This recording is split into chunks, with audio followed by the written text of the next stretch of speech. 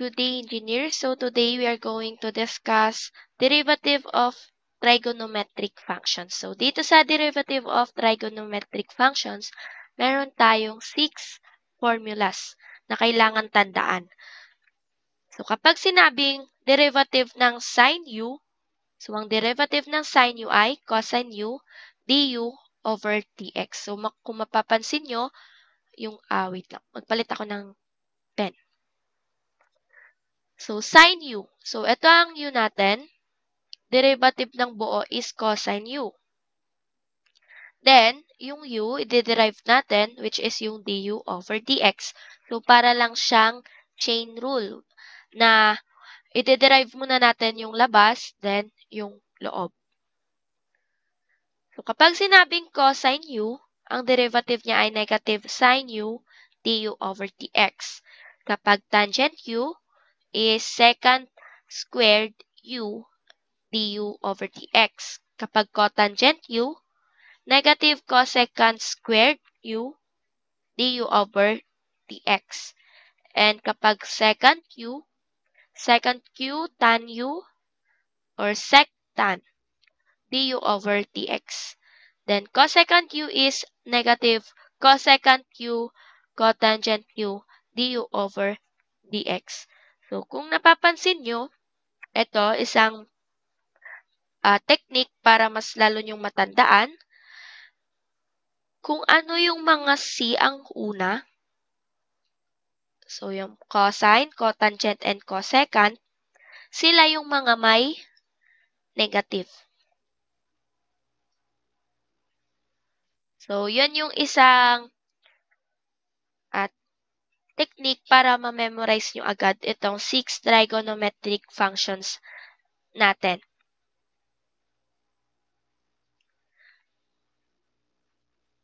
So, punta na tayo sa ating exercises.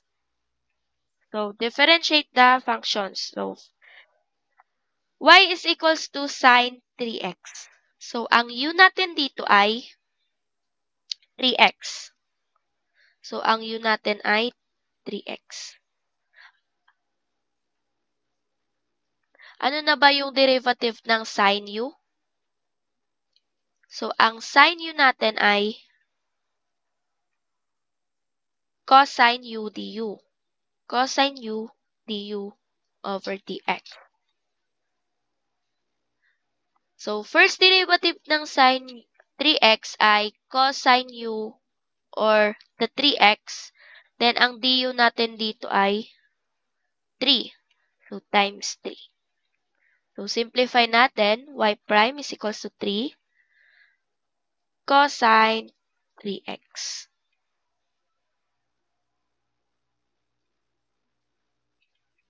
So, yan ang answer natin. Next, number 2. Y is equals to sine squared 2x. So, kapag may squared dyan, pwede natin siyang i-write as sine 2x squared. Then, kung mapapansin nyo, para na rin siyang chain rule yung format niya.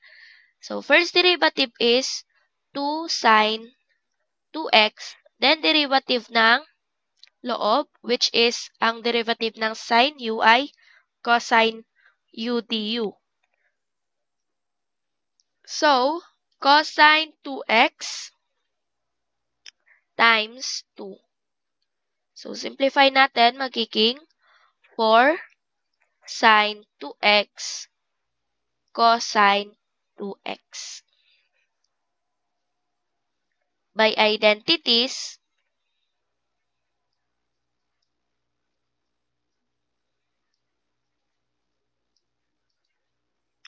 meron tayong sine 2a is equals to 2 sine a cosine a. Which ang a natin dito sa dito ay 2x. So, kapag sinubstitute natin siya, magiging sine 2 times a na 2x ay 4x na. Then, 2 sine 2x cosine 2x. Then divide natin both sides by 2.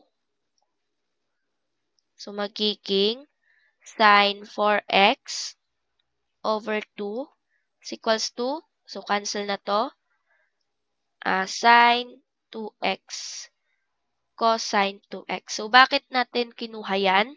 Dahil pwede nating i-substitute dito. So tama. Ang value ng sine 2x cosine 2x ay sine 4x over 2. So substitute natin, y prime is equals to 4 times sine 4x over 2. Pwede natin i-cancel or divide si 4 over 2. So maging y prime is equals to 2 sine 4x. So ito na yung ating sagot.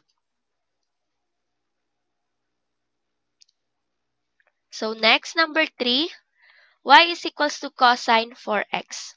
So C ang start niya, so meaning negative. Tama? And ang cosine 4x ay negative sine u du. So sine u natin is 4x. Ang du natin ay 4. So simplify lang natin. Y prime is equals to negative 4 sine 4x.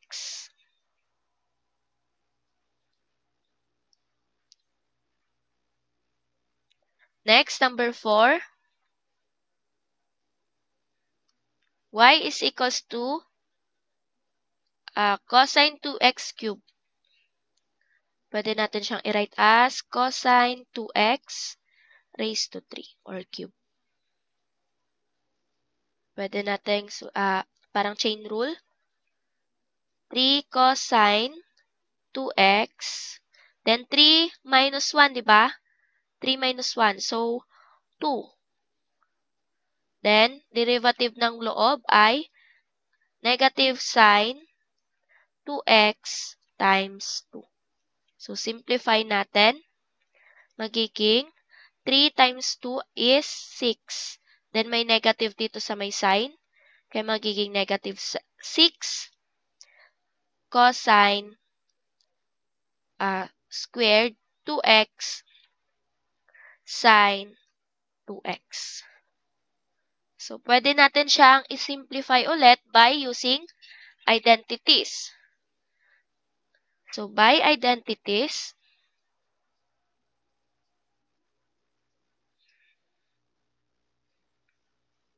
diba kanina nakuha natin na ang sine 4x over 2 is sine 2x.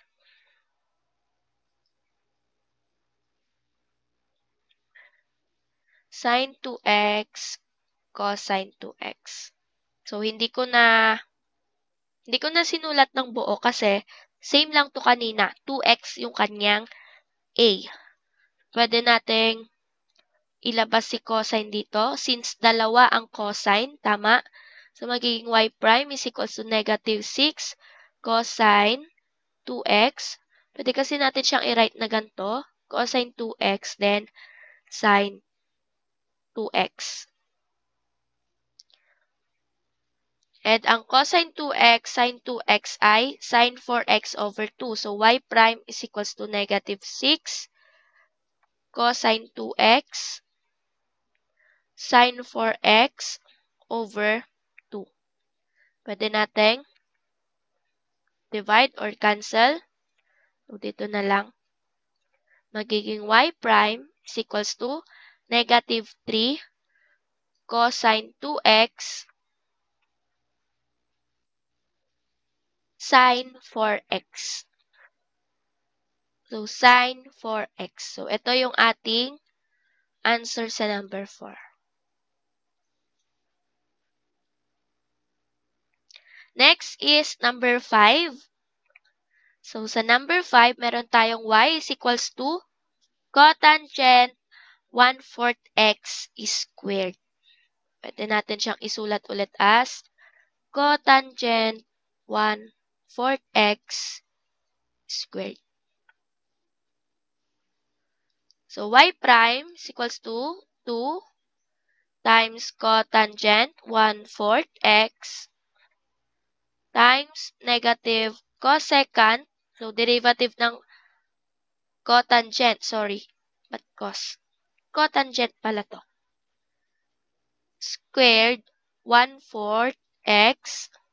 Then ang du natin ay 1/4. So meron tayo ditong 2 times 1/4 is 1/2. Then meron tayong negative dito. So negative 1/2 cotangent 1/4 x cosecant squared 1/4 x. So, yan na po yung ating sagot sa number 5.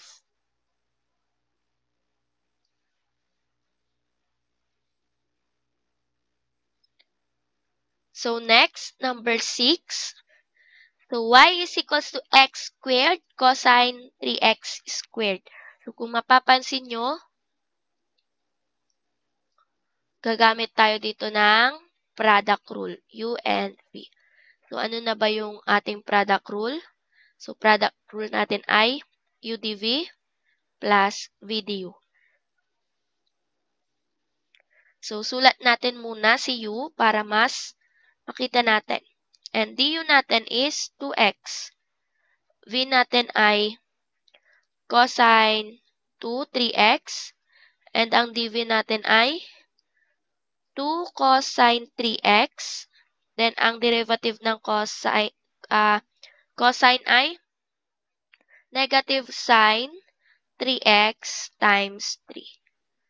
So, kapag sinimplify natin, magiging negative 6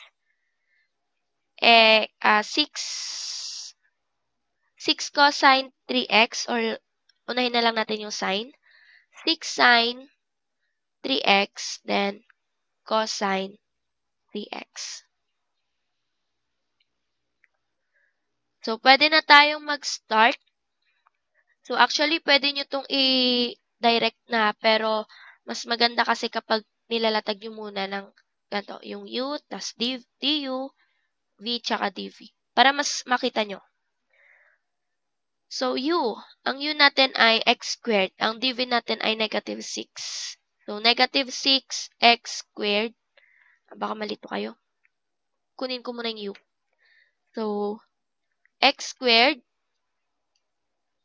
Then, negative 6 sine 3x cosine 3x plus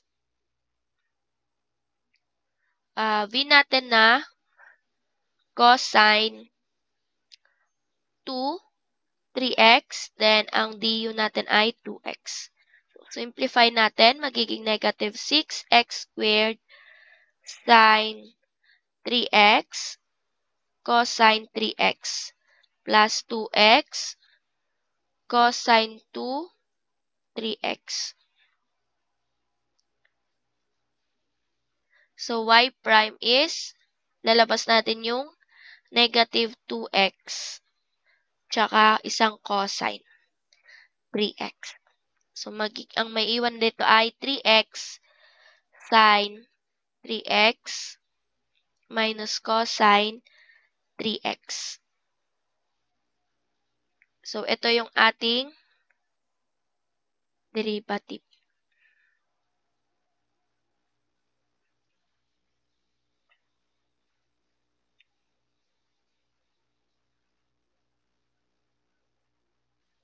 So, next, number 7. Meron tayo dito, y is equals to cosine 4x minus sine 4x. Pwede natin itong i-write as para hindi kayo malito.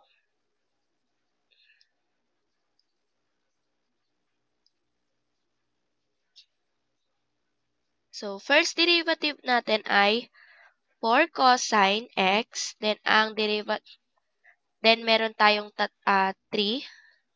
Derivative ng cosine x ay negative sine x times 1. Next, negative 4 sine x raised to 3 cosine x times 1. Y prime is equals to negative 4 sine x cosine 3x minus 4 sine 3x cosine x.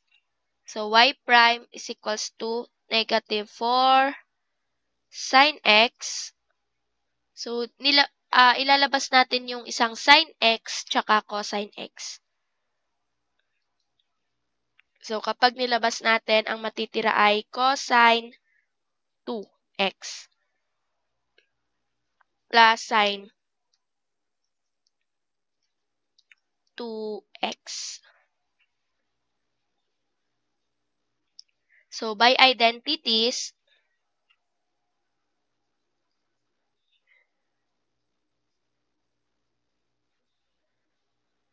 so sine 2x is equals to 2 sine x cosine x.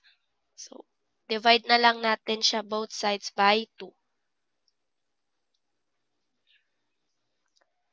So, ang sine 2x natin ay over 2. So, ito yung sine x cosine x. Then, kung mapapansin nyo to or kung maaalala nyo, so ito po ay isang, galing din siya sa Pythagorean identity, which is ang cosine squared x plus sine squared x ay equal sa 1. So, substitute natin lahat. Magiging ano na siya, y prime, titira si negative 4, and sine x cosine x ay sine 2x over 2, then cosine 2x plus sine 2x ay 1. So, y prime is equals to negative 4. Mayroon 2 sa ilalim. So, negative 4 divided by 2 ay negative 2 sine 2x.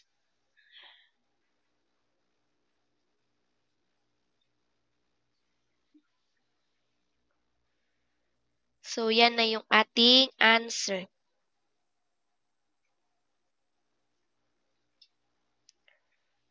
Next, number 8.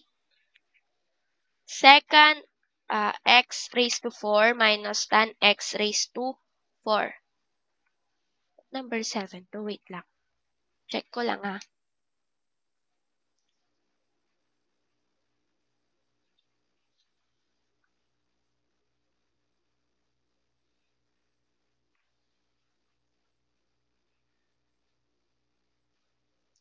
So, number 8. So, meron tayo ditong y prime is equals to, so may 4 doon. So, 4 second cube x, and ang second cube x ay second x tan x times 1. So, yung du over dx yan. Minus 4 tan cube x. So, ang tangent naman ay second squared x. Then, du over dx ng 1. So, simplify natin. Y prime is equals to 4 second, so 4.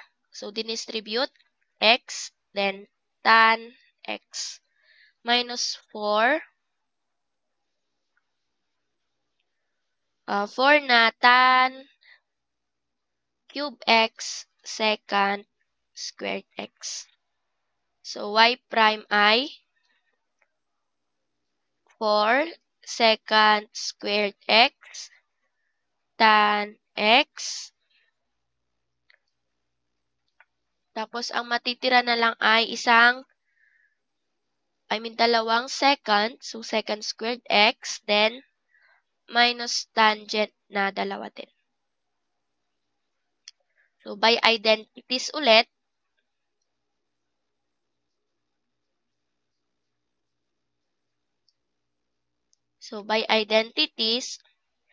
ang secant squared x minus tangent squared x ay equal sa 1. So, Pythagorean identity din ulit yan. So, magiging y prime is equals to 4 secant squared x tangent x times 1. So, hindi na natin isusulat. So, ito na yung ating answer. So, meron tayong 8 examples lang dito sa trigonometric functions. So, kung gusto nyo mag-practice ulit kayo dun sa red book at saka yung kay Asin. So, thank you for watching, guys. Please comment down watching your name and your section. So, bye, guys.